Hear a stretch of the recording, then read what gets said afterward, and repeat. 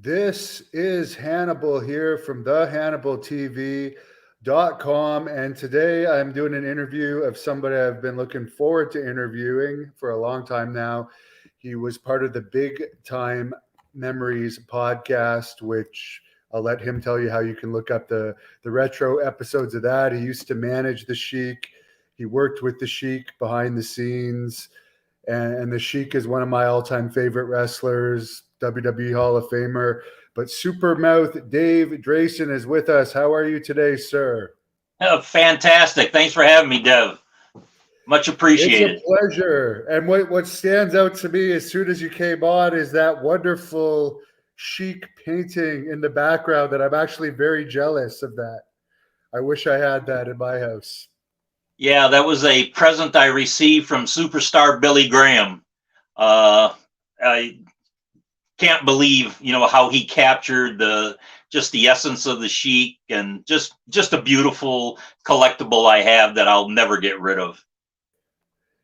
I actually asked him to do one of the Sheik for me in the past, but unfortunately I had him do a flower and a rhino first because he really wanted to draw those. And a bird. Actually, I had him do a bird too. And then he got too much arthritis in his hands and he couldn't paint anymore. So you're truly blessed to have that. Yeah, very few guys out there. I know he did one for Terry Funk. I think he did one for the Iron Sheik. But Ric I don't Flair. think he's done too many, wrestling portraits. So it's a rarity. He did one for Brie Bella too, and Bella took a picture with it. So yeah, there's very few people. So you're blessed with that. But I guess to start this off, I know you were a fan of the Sheik before you ever met him. And fans, by the way, this podcast today is going to be mostly about the Sheik, although Dave could talk forever about his wrestling experiences, but I know the Sheik is a popular subject on this channel. So what is your very first memories of seeing this legend? It would have to be probably early 1960s. I got into wrestling because my family owned a two-story home in east side of Detroit. And early 1960, Leaping Larry Shane, probably the most famous wrestler at the time in Detroit, moved upstairs from us. And just one day I was watching Motor City Wrestling and he's on there and it's like, holy Jesus, my neighbor upstairs, is on TV and he's a wrestler. What's this wrestling thing all about? And then, I just started watching it every week, and, every so often I'd see the Sheik on Motor City Wrestling, and, I just hated him. Then I started watching CKLW Channel 9 out of Windsor, which was the Big Time wrestling show. And they had all the guys back then. This is before the Sheik bought the territory. And, you had guys like Boba Brazil and Mark Lewin and Killer Carl Cox and Dr. Jerry Graham, all the icons of professional wrestling worked here. And, when I first started watching, of course, when you first start watching wrestling, you gravitate toward the baby faces. And Boba Brazil and Mark Lewin were my favorite. And just over time, and I think it was Mark Lewin that switched me over to the heel side. And if I could tell that quick story, Mark Lewin was going against the Sheik at Cobo Arena one day. And I'm like 12, 13 years old. I was a young kid. And I had bought a pen and pencil set, from my own money. It wasn't expensive, but still. And I wrapped it up. And George Cannon, who I knew, I had told him that I had a gift from Mark Lewin. So he went in the dressing room, told Mark Lewin to come out. Mark Lewin came out, and I gave him this pen and pencil set, and I wished him, good luck against the Sheik that night. And, he said, thanks. And then it was like a couple weeks later when I saw George, he says, hey, did you give, Mark Lewin a gift, a little gift thing? I said, yeah. He said, well, he threw it in the garbage. And it's like, you're kidding. So from that day on, it's like, why should I, like Mark Lewin or Bobo Brazil, who was a favorite. Even we had a black maid at our house when I was young. And, she would always want to watch Bobo. So it's like me and her would sit there when wrestling was on and we watched Bobo. But then, once the Mark Lewin episode happened, it's like I gravitated toward the heels, the Sheik and, Dr. Jerry Graham, Pampero Firpo, all those greats. So you mentioned going live there and giving the pencil set to Mark Lewin. What was it like being there live when you first started going as a kid? It was electric. There's always, a good crowd on hand, anywhere from 7 to 9,000, rarely did they sell out back in the early to late 60s. Could you excuse me for a second? I got to answer. Yeah, no problem. Hello? Triple H? Huh? What? Yeah, I'm interviewing with him right now, Hannibal. Yeah. Well, yeah. Well, if you want me to manage, come to your territory. There's only one guy I'm going to manage who deserves to be there, and that's Hannibal. It's me and him or nothing. Nothing? Screw you then. You and your father-in-law. Sorry about that. That's too bad. I think that would be a little bit too extreme for the WWE these days. Yeah, what? Me or you? Or both of us? We'd both take over. Both. Because all the tricks that the Sheik used to use. That's right. And him with the fire and his camel clutch and his cobra clutch. He had, he did so many different things that, watching him at Kobo, just as a young kid, just the crowds were just electric. I mean, they, enjoyed all the other bouts, they got into them, but everybody couldn't wait for the Sheik to come on, even though, 99% of the crowd hated him. What can I say? Back in the day, everybody, some of the young, jabronis online, talked down about the Sheik, about his 2, 3, 4-minute matches. But in the, 60s, when I first started going, there was a number of times he'd do, 1-hour draws and, 45 minutes. And, it was rare to see him only go, 3 to 4 or 5 minutes at that time. Those are just, magical times, and I'll never forget them. What was a typical feud like for him? Because I understand usually he would face a guy in 3 or 4 match series. Oh, of course. Just for an example, he would team with Wild Bull Curry against Mark Lewin and Bobo. And at some point in the match, they had a falling out. And the next thing the next, Kobo show is the Sheik versus Bull Curry. So the first one, they double count out. They'd come back with it again, and somehow they both got disqualified. And the third time they'd come, a Texas death match or a cage match or something like that. And that was typical with all of them. He'd do runs with most of the guys 2 or 3 times, and then there every so often, like Dory Funk Jr. would come in, or let's see, the Oklahoma Kid.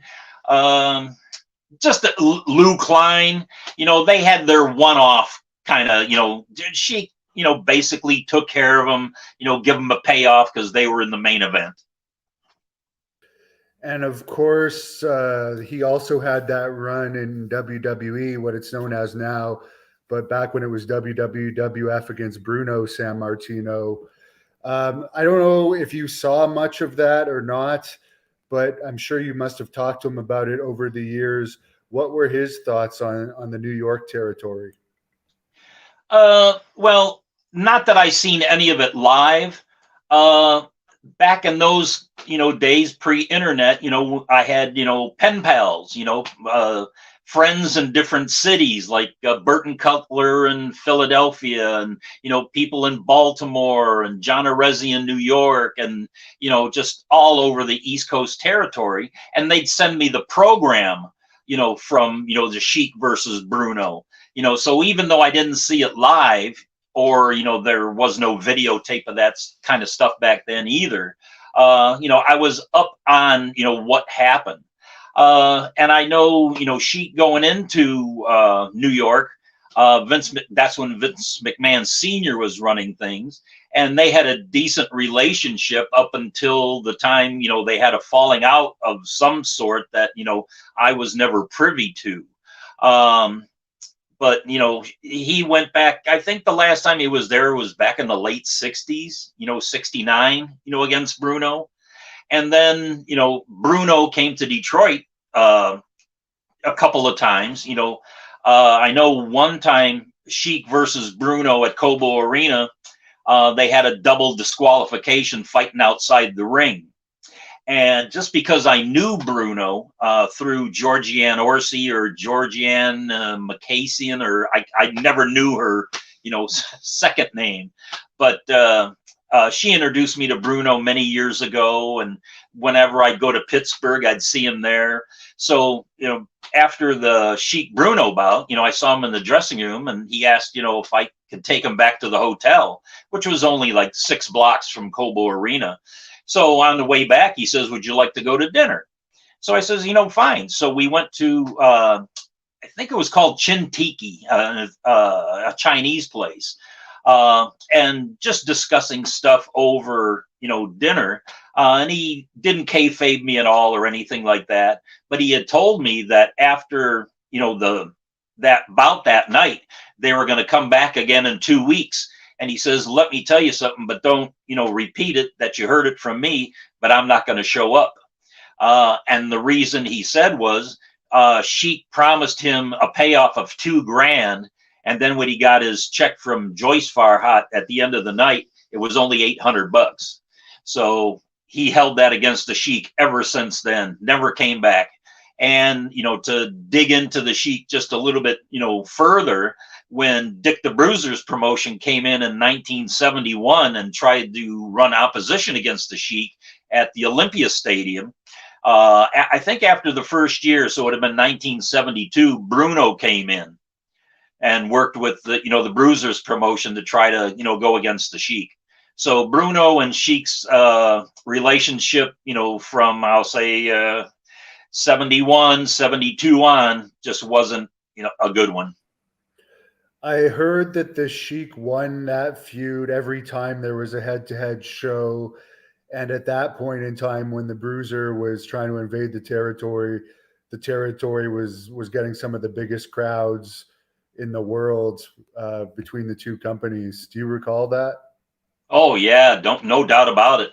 I think starting 1972, I think it was 6 or 8 sellouts, Cobo Arena in a row, and they were turning fans away outside. And at that time, Bruiser was drawing maybe 2,000 to 4,000. There was a couple shows that he had that he may have drawn up to 6. I think that was the biggest show that he ever had, was maybe 6,000. So a sellout with the Sheik at 12,500 at Cobo, 6,000 for Bruiser at Olympia. In one Saturday night in Detroit, 18,500 fans watched wrestling. That is very, very impressive. As far as you mentioned, Sheik stiffed him on the payoff. Do you think that's because he didn't draw as well as the Sheik thought, or do you think the Sheik just had other things that he wanted to spend the money on and purposely ripped him off like that? I think it was a purpose ripoff, because the house was, I think, I don't know the exact figure, but it was over 10,000. But the one thing about Bruno coming into Detroit was not a lot of fans knew who he was. I mean, he was big on the East Coast and everything, but even when the promotional war started and the NWA was, sending talent in, and a lot of the other promoters who were wrestlers as well, were coming in to help the Sheik out. I mean, guys like Mil Mascaris and Eddie Graham and Gorilla Monsoon, just, all guys who had never appeared in the territory before. So when they came here, for a number of us fans, It was great. We knew these guys, from magazines and seeing them, if we went to other territories. But I'll say 90% of the Detroit crowd had no idea who these people were. They only knew the Detroit guys. They didn't read the magazines. They didn't follow wrestling outside of this area. So a lot of those guys, they were working mid card and stuff like that. Fans enjoyed, but they had no idea who they were. And the same goes for when Bruno came in against the Sheik. Most fans had no idea who Bruno was. So, that may have hurt him in a way. But then again, to get to your point, I think it was just more of a, Detroit screw job on the payoff. Speaking of that, No Gimmicks guy had a question, and I'd never heard of this kind of stuff until recently, but he says, is it true regarding the mythology that the Sheik would claim his box office had been robbed multiple times? I mean, you are in Detroit, which is not known to be a low crime place, but did you hear about any of this? Oh yeah, me and Terry Sullivan did on one of our big time memory show. We tackled this whole issue.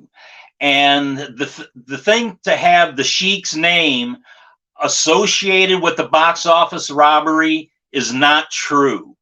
It was all perpetrated by his son, Eddie Farhat Jr.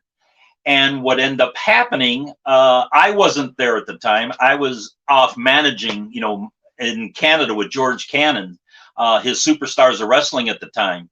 But the Funks had come in, Gary Hart had come in, they were trying to help the Sheik, build the territory back up because crowds had really dwindled, down to, 3,000, maybe 4,000 tops. So they were trying to rebuild the territory. So he was bringing in these guys.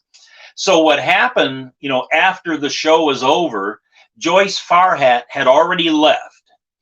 And Eddie Farhat Jr. come bursting in the dressing room, and Terry Sullivan was standing there with Terry Funk and Dory Funk and a couple other photographers, Brian Buchanan, rest his soul, who just passed away this past week, and Brad McFarland. They were in the dressing room and they saw this too.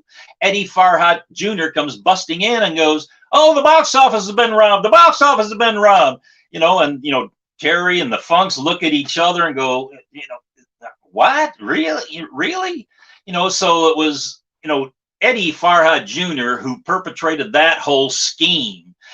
Joyce Farhat had already left. She wasn't involved in it. And you can't involve the Sheik in it either because he was down in Louisville, Kentucky that night against Andre the Giant, I believe it was.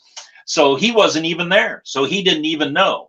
And if the Sheik was there, that would have never have happened. So take away the Sheik's name with any kind of box office robbery. It was his son who was a con man and a goof, Eddie Farhat Jr.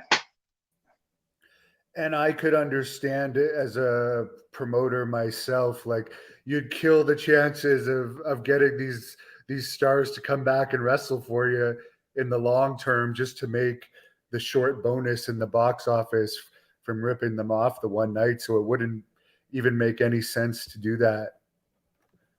Yeah, I mean, the final year of big time wrestling in Detroit was October of 1980, and it had just hit rock bottom then. The Sheik, sorry to say, the fans were tired of his 2-3 minute matches at that time that he was doing from like 1975 on. The talent that he was bringing in was just nobody. He had some older guys that came in that couldn't get a job anywhere else at the time, like Ox Baker and Stan Stasiak and Don Kent.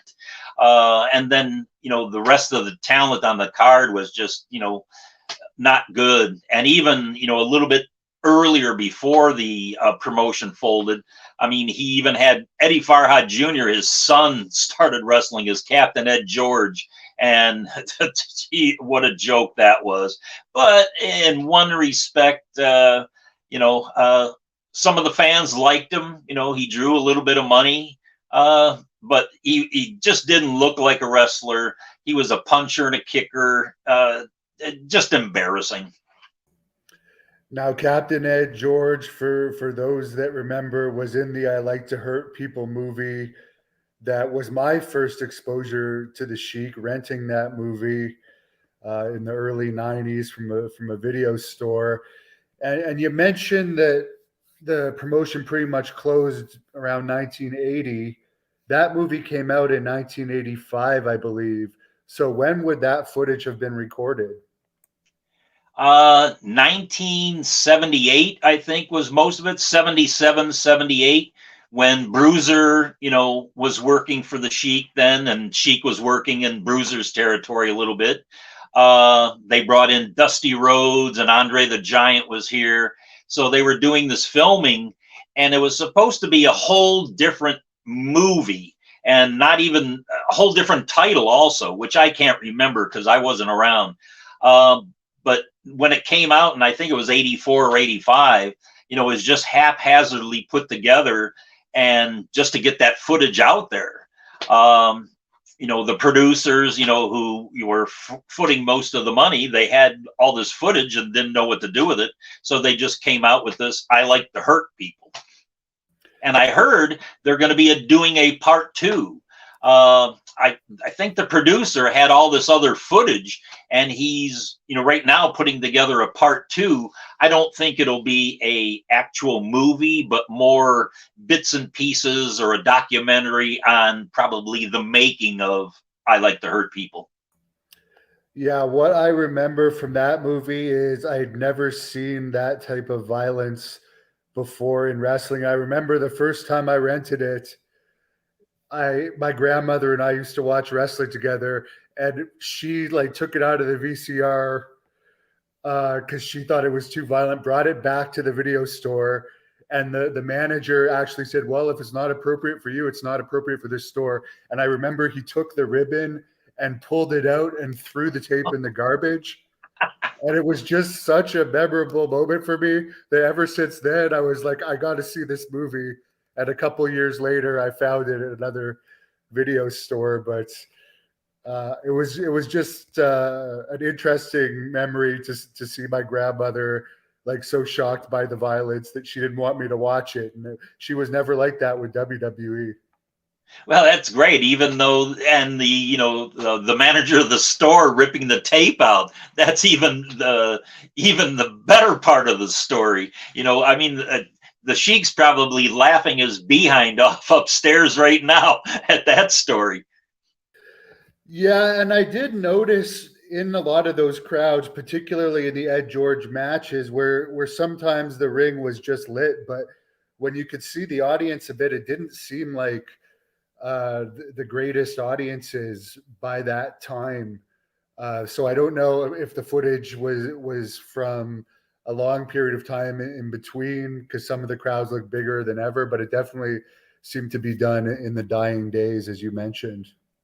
Well, if you look at, any kind of photographs, or, if there's any video footage from, Cobo Arena pre 1975, that ring was huge. It was an old, owned by Cobo Arena, and it was a boxing ring. So I think it was 20 by 20. It's 24 by 24. It was just huge. And guys hated working in that ring because just if they go bouncing off the ropes, they're going to get blown up after, first or second time that they go, because the ring was so big. And I guess, money wise, I'm sure that, Cobo Arena charged them to put up that ring, in part of their, payment. So I'm sure that, they stopped doing that, and the Sheik brought in his own ring, which was a lot smaller, that he would use on spot shows.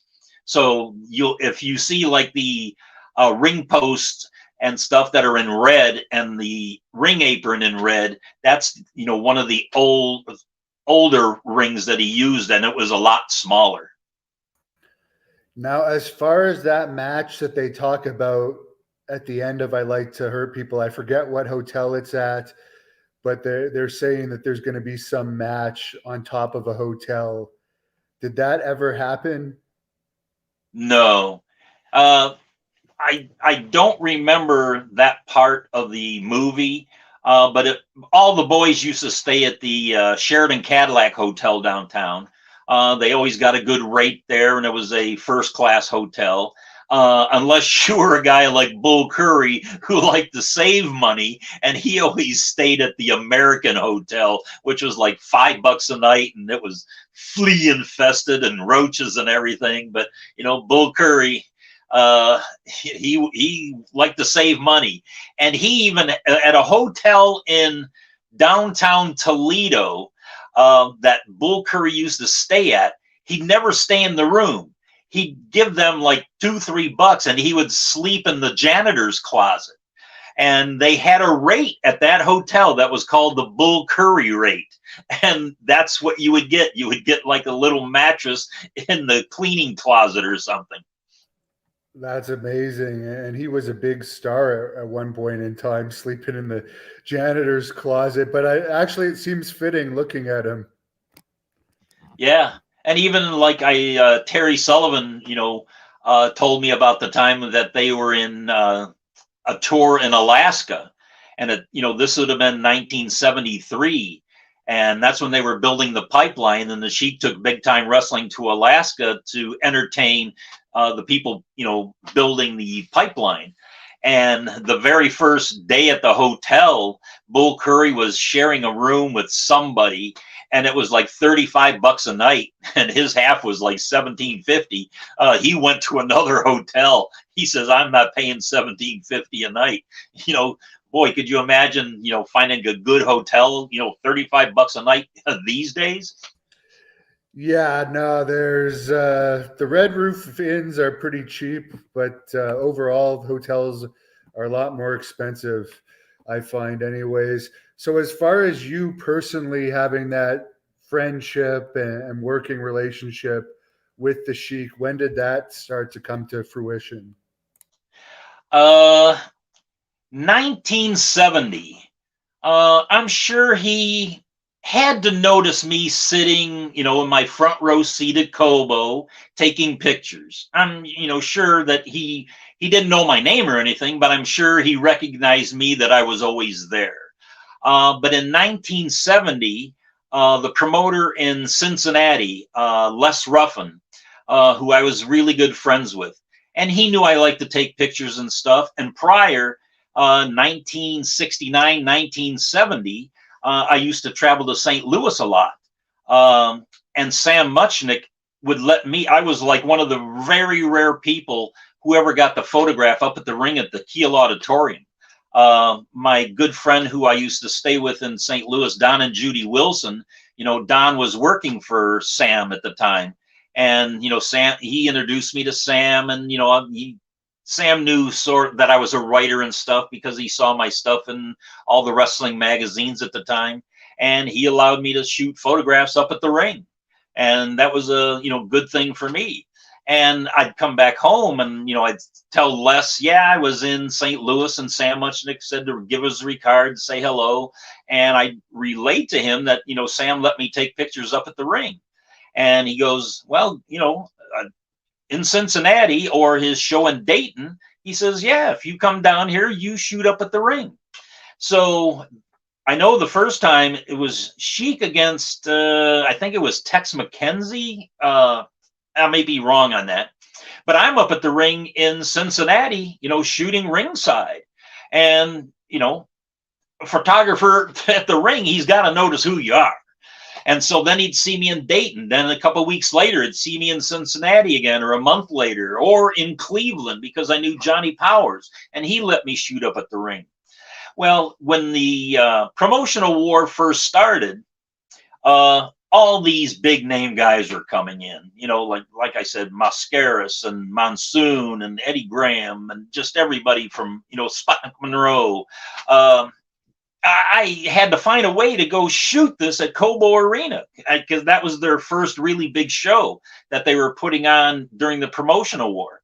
So I had my Wrestling Review press pass. So I asked one of the guards if they can, pass this along to Joyce Farhat. So Joyce Farhat met me, and I showed her the pass, and Les Ruffin vouched for me. And from, this been sometime in 1970, I got to shoot up at the ring at Cobo. The next week, I showed them my photographs. They asked if they can buy them and use them in the body press program. And I said, yes. Can I shoot up at the ring again? So from that day on, I was like, the ringside photographer for them. And it wasn't until maybe the third or fourth time that I had, taken photographs there that I was in the office, Joyce Farhat's little office in Cobo Arena. And I had my pictures with me, and she's looking through them.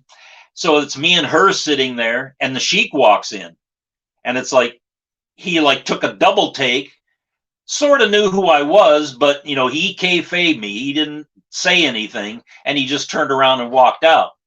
And it was maybe the very next week or the following 2 weeks, I can't remember which one it was, that he got a new belt made. And that's when I'm in the dressing room one day, and he issues me to come over, and he asked if I would take pictures with him and the new belt. So that was like the very first time. And the Sheik, you walked on eggshells around that guy. He was unpredictable. If he liked, everybody says if he liked you, you were like a piece of the family with him. If he didn't like you, just stay your distance. And I was one of those lucky ones that he liked, and he took me in, and I had dinner with him a number of times, and Greektown and downtown Detroit, and I'd go up to the house, I'd go up to the office and do stuff.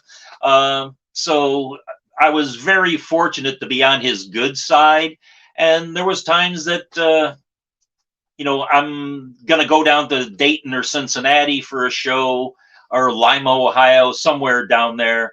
And, instead of driving, he says, no, just meet us in Williamston, and you're going to ride in, my limo with me. So, I got to ride in the limo with them. And sometimes it was Mike Lauren driving that thing, or Jesse Ortega.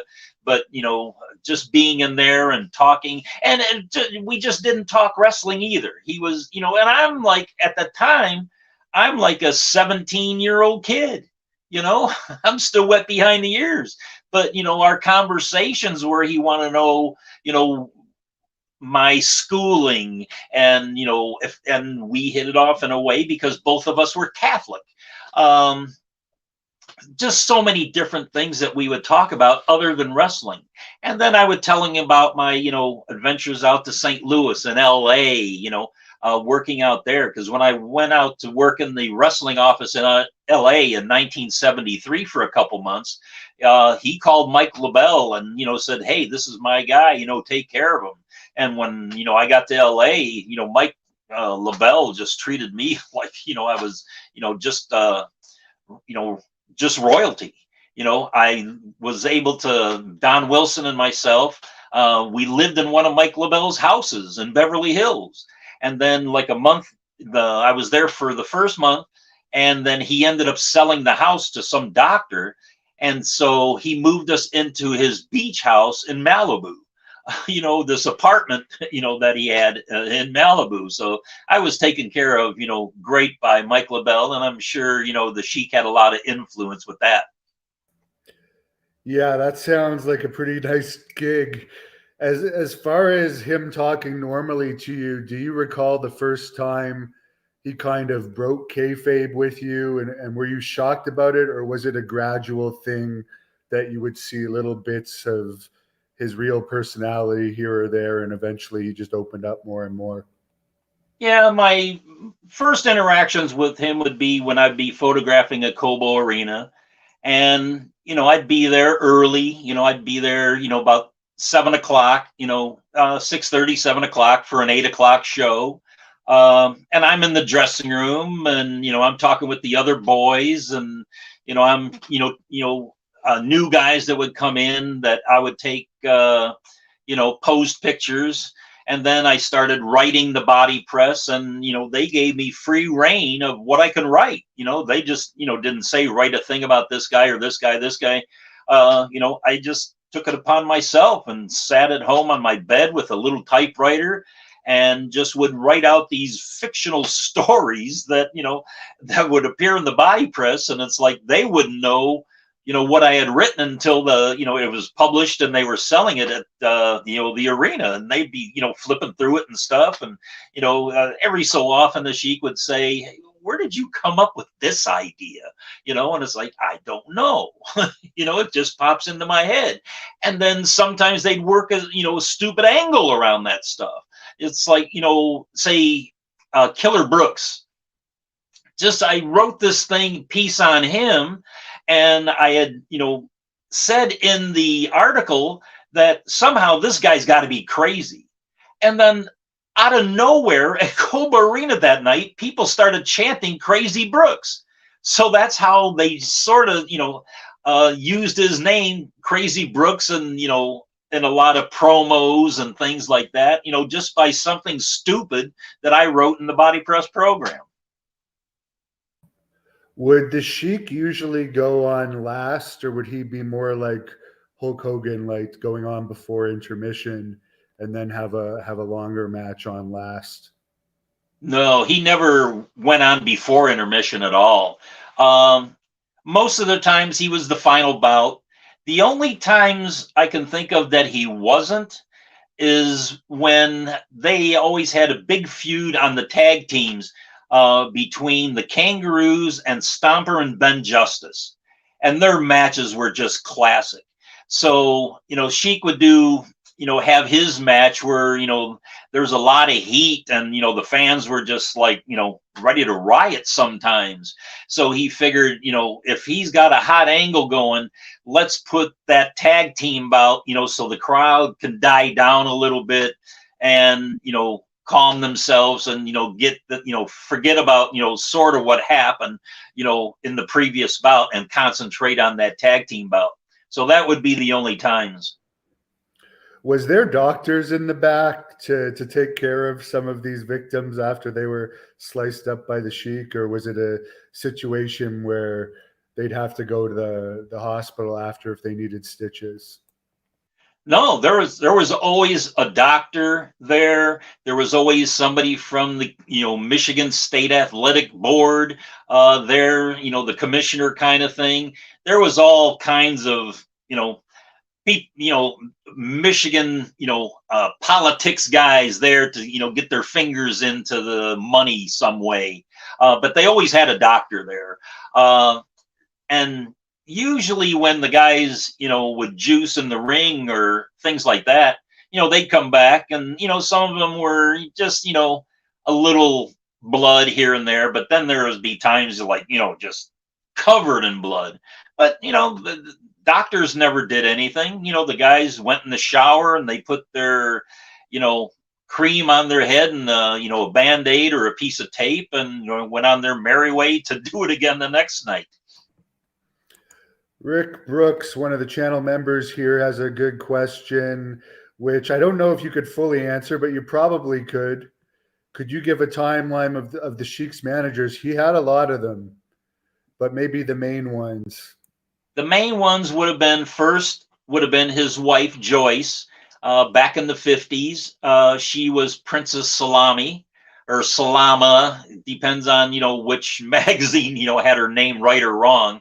But she would come out in full, regalia, veils and everything. And she would light incense and, the incense would fill, the arena with the smoke. And, the Sheik would do his prayer rug kind of thing. So she was the first.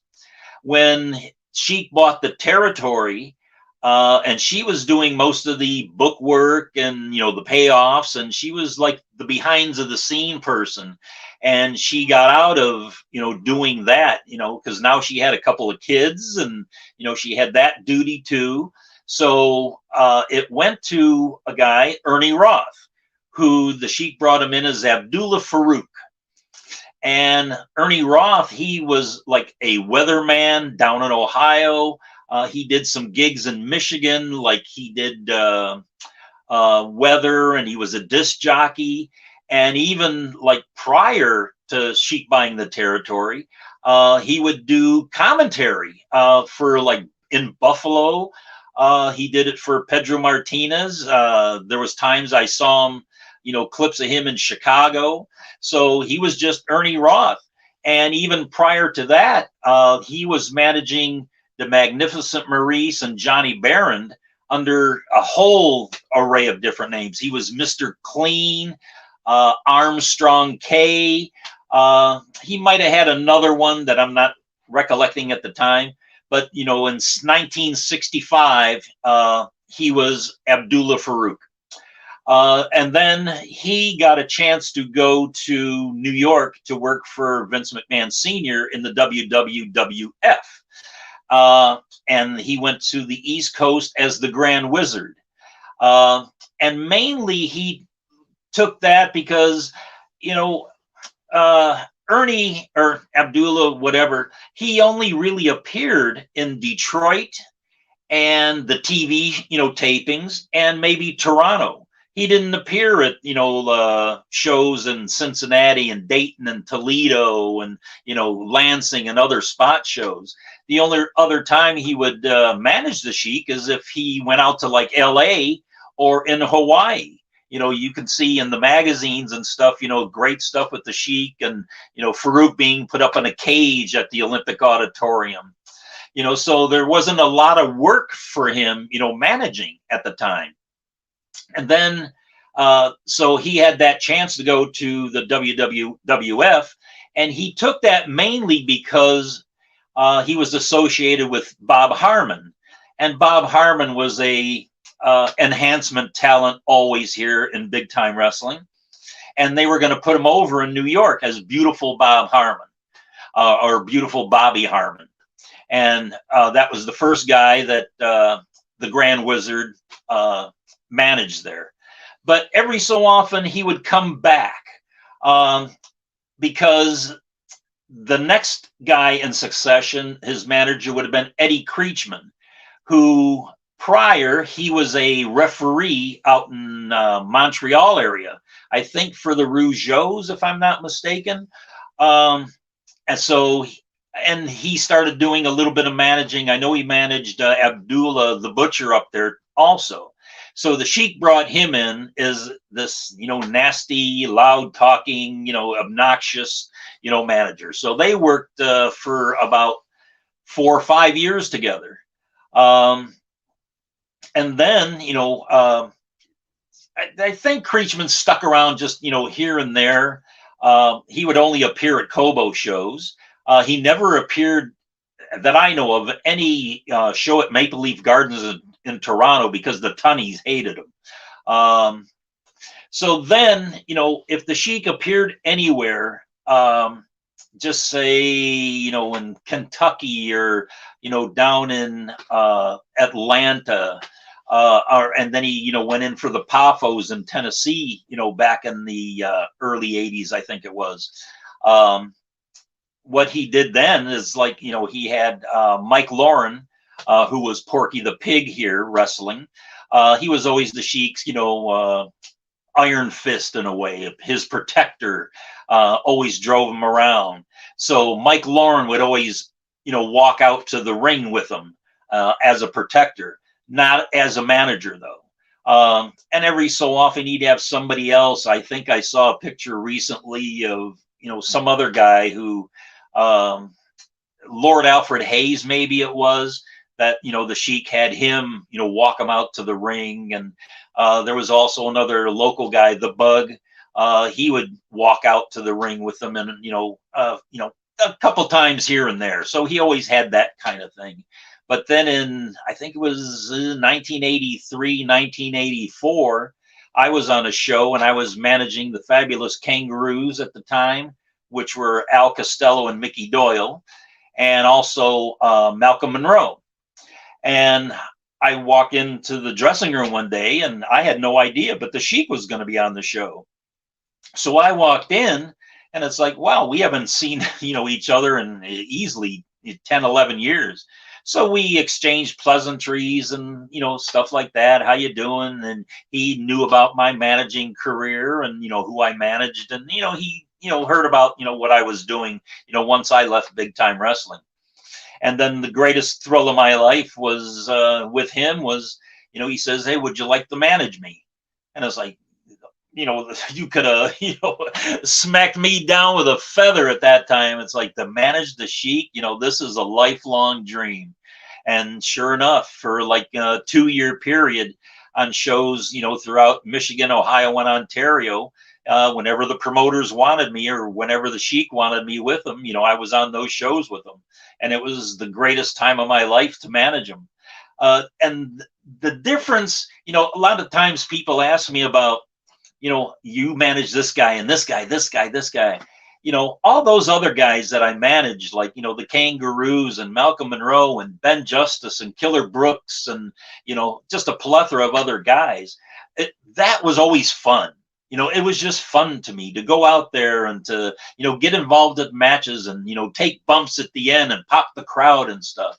But when you're managing the Sheik, it was a whole different mindset. You had to be spot on. You didn't want to do the stuff you did with other guys because you didn't want to put the focus on yourself outside the ring as a manager. You had to pick your spots.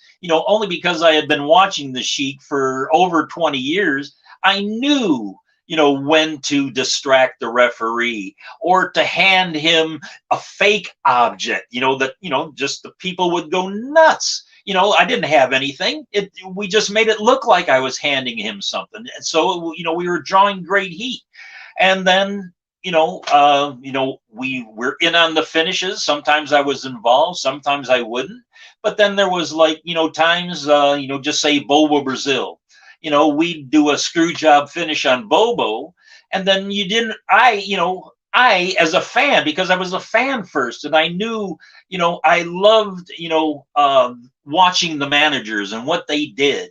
And I knew also, like, I knew what, as a fan, what I wanted to see.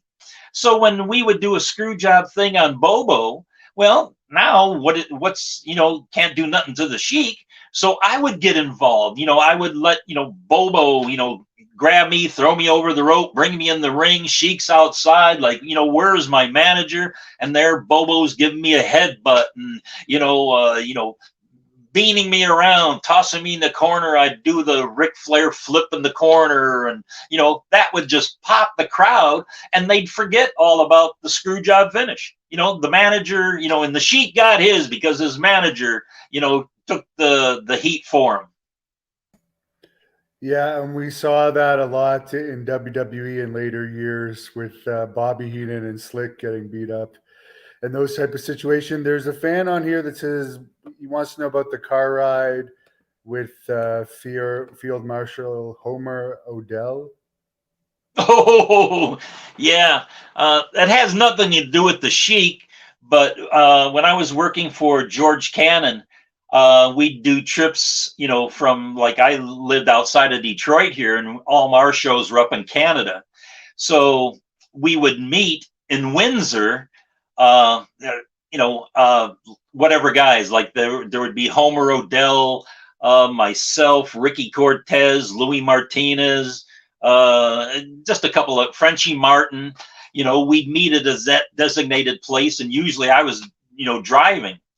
But this one time, Frenchie Martin's driving, and Homer Odell, he dressed his gimmick almost 24 hours a day. He wore that, black, helmet, his leather, everything, and those, riding boots, those leather boots that went up to his, kneecap, everything. So, I'm a young kid back then. I was, let's see, that'd have been 76. So I was like 21 years old. And, I'm riding with these veterans and listening to stories. And, being the young kid, I, kept my ears open and my mouth shut. And this, first time I'm with Homer Odell, and it's like, mercy's sake, he pulled, we just get over the border and he pulls out this gun that's like, a foot long out of his boot. And he goes, yeah, anybody tries to mess with me ringside or anything, they're going to pay, holy Jesus, I wouldn't even think of carrying a gun out to the ring. But then, the first, few shows that I saw Homer Odell on, and he didn't last with our promotion too long.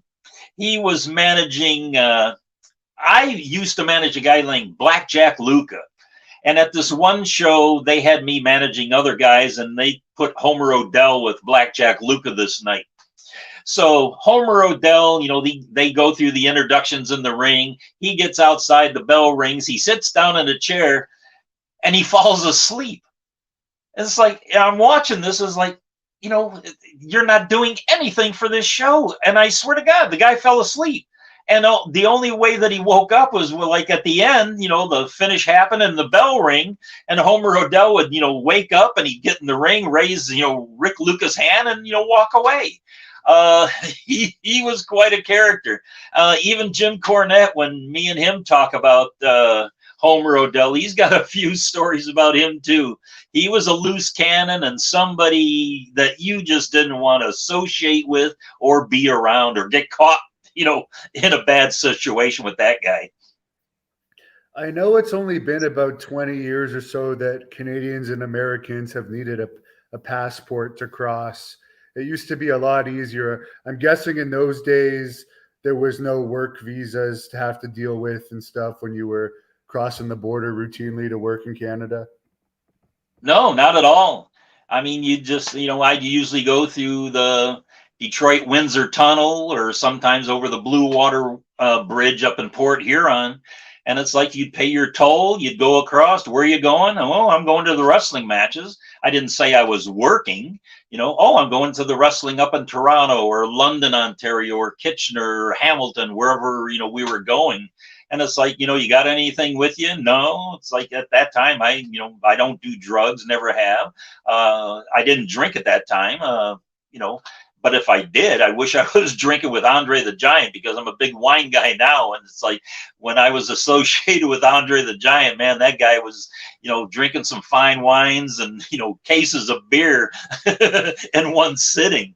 But yeah, no, you never had any problems crossing the border at all. Well, since you bring up Andre the Giant, who usually bought everyone around him drinks too, so I guess you missed out there, but your liver is probably thanking you for it. But do you have any stories of Andre you could share with the fans? Oh God, a number of times. When he first came to the territory in 1973, I had a big Ford LTD at the time, and the Sheik asked if I'd, take him to all the shows. So he, stuck around, only 2 weeks at a time.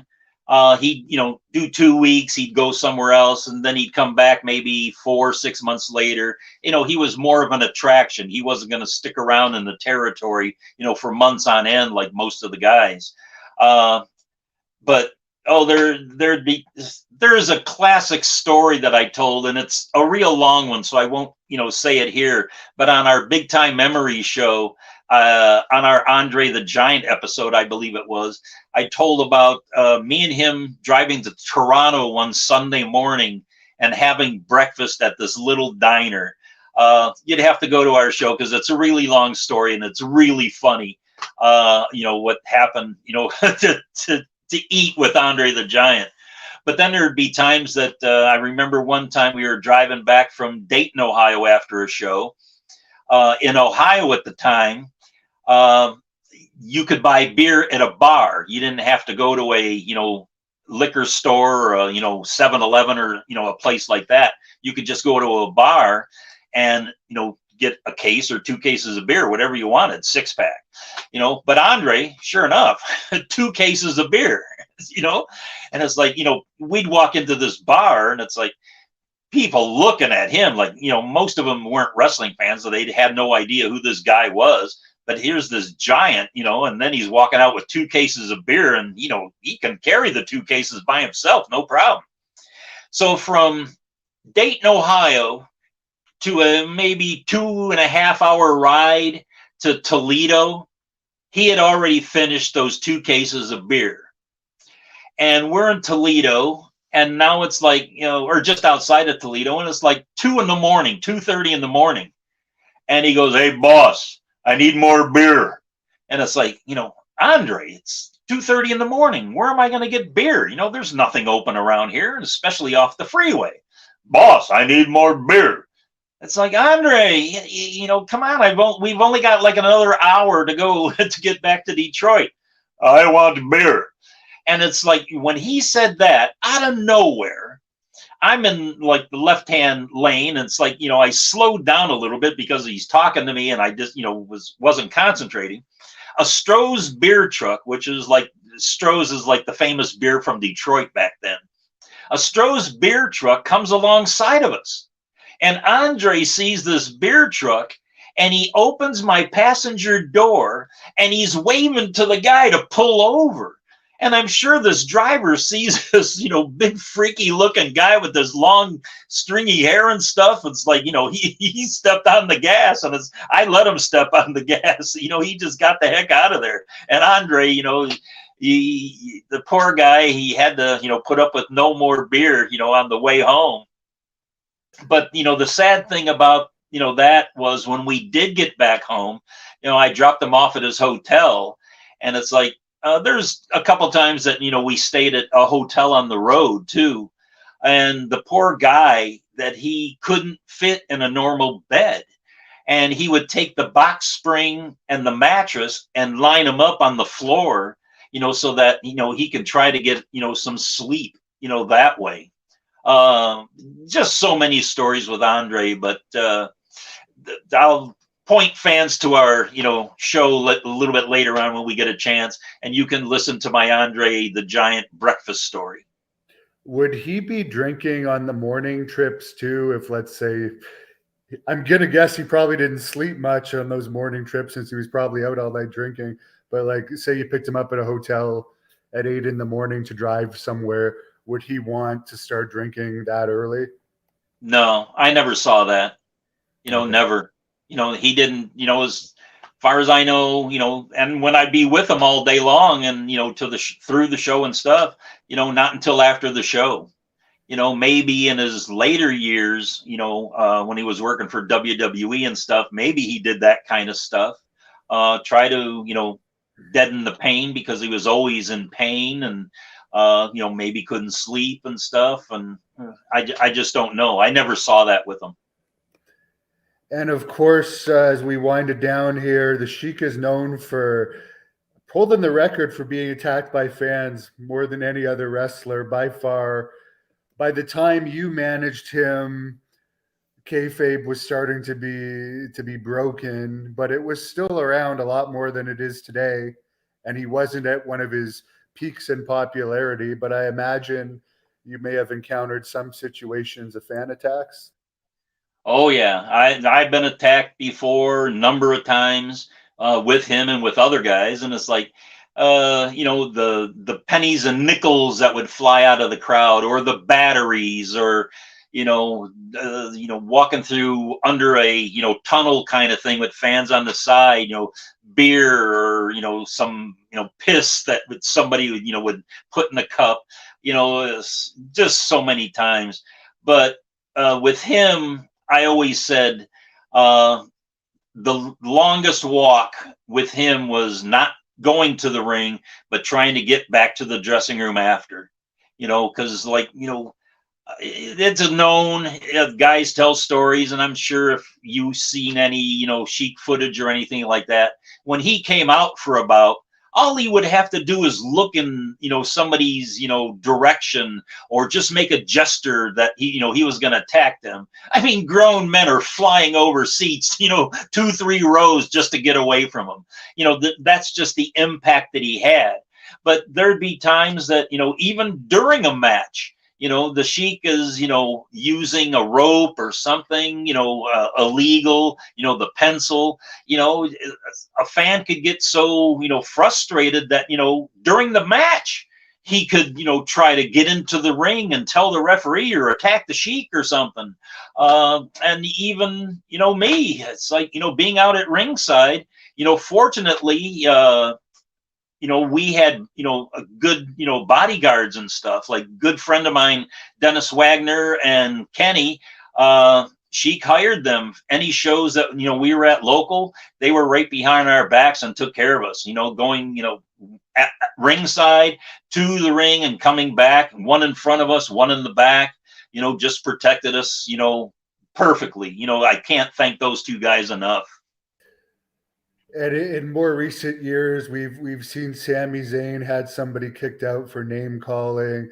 Seth Rollins got attacked and said it was one of the scariest things of his life. I can't imagine Sheik would have been that rattled by any of these attacks. Would he put them over at all to you after, or would he just be like, "This is just part of the Oh, job. I'm not even going to mention"? oh, I remember times, a fan would try to attack him at Cobo Arena, and the security, they knew. They took the guy and put him in the back room, and the dressing room, where nobody else was. And when the match was over, and the Sheik would go in there, and the guy came out a little worse for wear. I don't know what happened in there, and the security guards and the police, they just turned their backs on that stuff too. Who knows? Either he roughed him up, could have sliced him a little bit, with the blades that he had on his fingers. You just didn't know. But if you were a fan that tried to take liberties with the Sheik, he'd cut you. He'd cut you with in a heartbeat. Yeah, that's one of the things about the older wrestlers that they don't really have as much today. Like, that the Sheik is a violent person in real life and has that side to him, so it's easy to believe. He might not be like going around doing this to random people on the streets, but like he has that aura about him that this is a dangerous man. Whereas today, now you can see it's, oh, this guy's playing a character. He's nothing to really be afraid of in real life. Yeah. But as you said, when he walked into that office the first time, you were probably a little bit afraid. Oh yeah, yeah. I was, I wasn't afraid that he was going to attack me or anything, but I was just, he just had that presence. You tense up. Anytime the Sheik walked into the room. Even after years after known him, it's like, oh boy, I hope I didn't do nothing wrong, or he's not going to come after me about something I wrote in the body press, or did something wrong, or said something wrong, or who knows. He just had that command over people. And I've wrestled Sabu a couple times, and even though he's broken kayfabe because it's a different era and stuff, and didn't achieve the success of the Sheik, which is pretty much impossible to achieve, he kind of has that aura about him too. Like, he's actually a little bit off the wall, and he'll mess you up if you mess with him. I noticed that he took a bit of that. There has never been, never will be another Sheik in the wrestling, community. It just won't happen. Just with kayfabe being broken, I can't imagine another character Sheik wise, having, the impact that he had on fans and drawing money and making people believe. He is by far, to me, the greatest wrestling heel of all time. I can't, there's been some great heels in, the wrestling world over, time, from going back into the 40s and 50s and 60s. And, the fans today, the WWE, people and stuff, they don't know wrestling history. And they say, Brock Lesnar, he's the greatest heel of, all time, put him on Mount Rushmore. It's like, you got to be joking me. This guy couldn't hold the Sheik's jockstrap. Name me anywhere, just if you could think of 3 other guys, heels of all time, that would even compare to the Sheik, throw them out. Throw them out to me. I want to hear who, can be comparable. Nobody. Yeah, I would say Mad Dog and Abdullah the Butcher aren't close, but they're two that would also have been great heels. But Mad Dog, of course, was a face at various times. But Abdullah certainly was a protege of the Sheik, you could say. But one last question here before we wrap up. This guy's asked it a few times. This story about Louis Martinez having diarrhea with the Sheik to end it on a comical note. Do you got time for this story? Sure. Okay, we're in Dayton, Ohio that night, And a number of times Louis Martinez would drive with me. But this particular time he didn't. So we're in Dayton. Usually the rule always is you're in the dressing room an hour before showtime. So 7 o'clock comes, no Louis Martinez. 7:30 comes, no Louis Martinez. 8 o'clock comes, show's starting, no Louis Martinez. And it's like, oh. So now it's like 8:30, and now Sheik is, thinking, well, how are we gonna, put another guy, tell the fans that, oh, Louis Martinez missed his plane, so the Sheik is going to be declared the winner. And then you have some guy run out and say, no, I'll challenge him. That's the situation we were facing. So anyway, it was near, I'll say 9:15, Louis Martinez finally shows up. And it's like, oh, the Sheik's ripping him a new behind about, being late and stuff like that. And Louis giving an excuse about, hey, I had trouble with car trouble and stuff. And Sheik goes, well, come on, hurry up. Let's go get dressed, and, because we're going to be on soon. So I'm sitting there with Louis, and I go, Louis, who'd you drive with? Oh, he ended up hitchhiking there.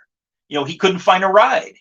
And I knew Louis had a few Wiedemann beers, in him, I could just tell.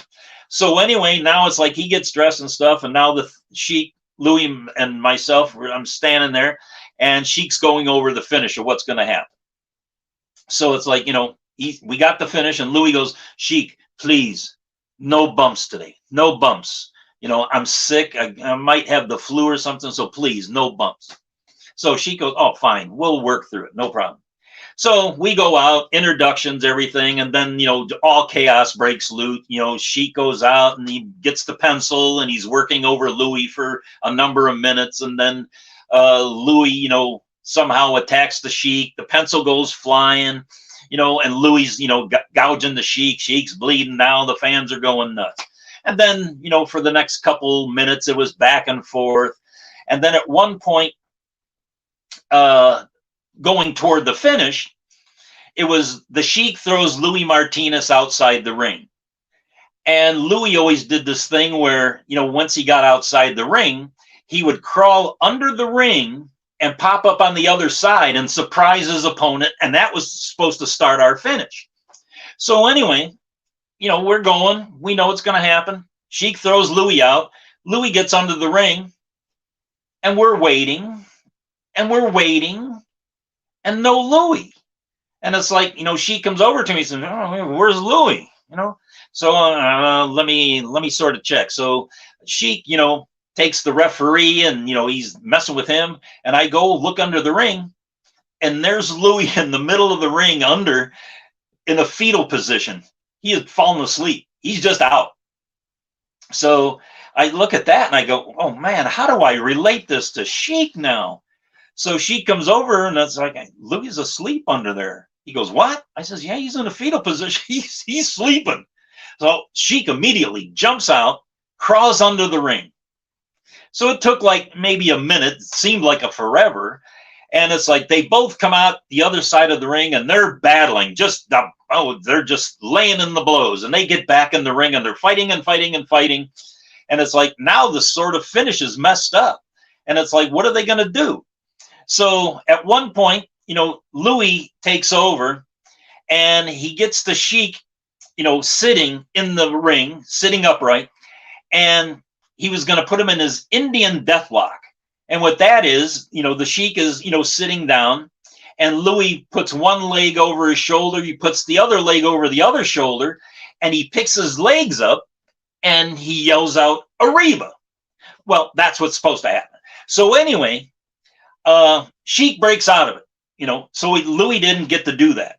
So it's like Sheik, picks up Louis and he body slams him. And then Louis with those beers in him, I can see Louis in the middle of the ring shaking, just shaking like hell. And I can read his lips. He goes, don't shit. Don't shit. And it's like, oh, so it's like, oh, Louis doing that. So the Sheik picks him up again. body slams him. And Louis like really shaking. And he's like, I can hear him almost. The fans can't hear him, but the fans are going nuts. They're on his side, trying to root him on. But I can see Louis and he's mouthing it big time. Don't shit. Don't shit. So that's when he gets up finally, nails the Sheik, gets him in, sitting again, goes over, puts on that Indian deathlock, and he reaches over and he pulls the Sheik's legs up and he goes, Arriba! And he's pulling and he's pulling. And while he's pulling, I'm watching Louis' trunks. The back of his trunks are starting to inflate like a puffer fish. And it's like, uh-oh. And Louis does it one more time, Arriba! And next thing I know is like, just like an explosion comes out of all of every, leg piece and everywhere, the back part of Louis' trunks. And it's just squirting everywhere. And it's like, oh my God. And then, it's like, Sheik is like, what the hell's going on? And it's like the referee, he doesn't want to go near this. He's like disgusted. And I'm like, what the hell? What's the smell? It's almost like the Leonard Skinner tune. Ooh, that smell. Well, I know what that smell was. It was Louis Martinez. And the Sheik, looks at this, he's rubbing himself. He goes, he comes out, jumps out of the ring, and he says to me, stall. And it's like, okay. And now the Sheik runs all the way back to the dressing room.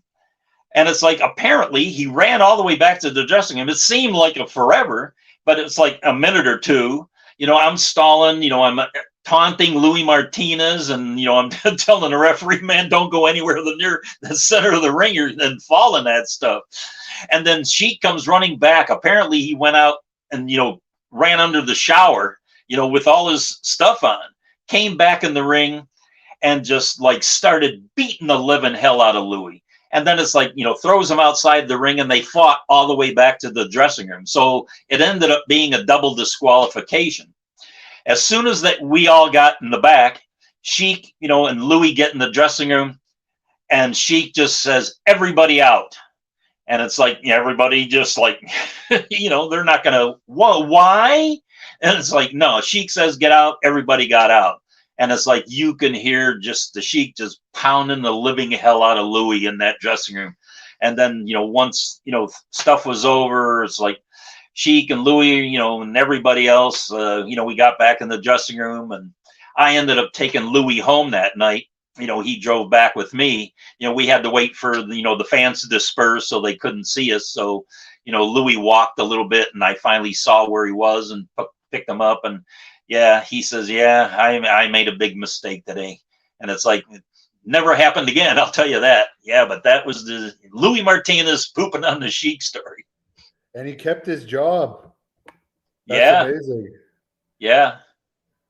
That is absolutely Sheik amazing. and Louis went way back. Louis is an old timer. He started wrestling before the Sheik did. And they always had matches and all around the country in the 50s. Louis Martinez would be in Arizona or Texas or California, and he ran across the Sheik. So they were, good compadres for many, many years. Yeah. Could the fans notice that there was a growing lump in the back of this guy's trunks? I don't know that they noticed it, but I was like, eye forward, like 10 feet away from it, and I saw it. I doubt if the fans sort of knew, especially with the ones up in, bleacher seats or anything like that. But when that thing exploded, everybody knew something was wrong. It's almost like the, what is it, the UPS guy? What could Brown do for you? Yeah, that's an insane story. Well, I really appreciate you coming on. Can you share with us some of your current projects that you have going on? I don't think you can talk about it, but I heard you're going to be part of a TV show pretty soon too, doing an appearance on one. So that's pretty good. Yeah, I did a pre-interview with Vice TV because they're going to be doing exposés on Chris Colt and Abdullah the Butcher. And I talked to them. They did a pre-interview and they liked what they heard. And I sent them some of my photographs from when I was a photographer here, and they loved that. And I had that material. So they're going to be getting a hold of me, sending a film crew over to tape that. But for fans that want to know more about the Detroit big time wrestling territory and history for free, you don't have to buy some bad DVD that somebody keeps plugging, forever and ever, that, just sucks. You can get the history of big time wrestling in Detroit for free.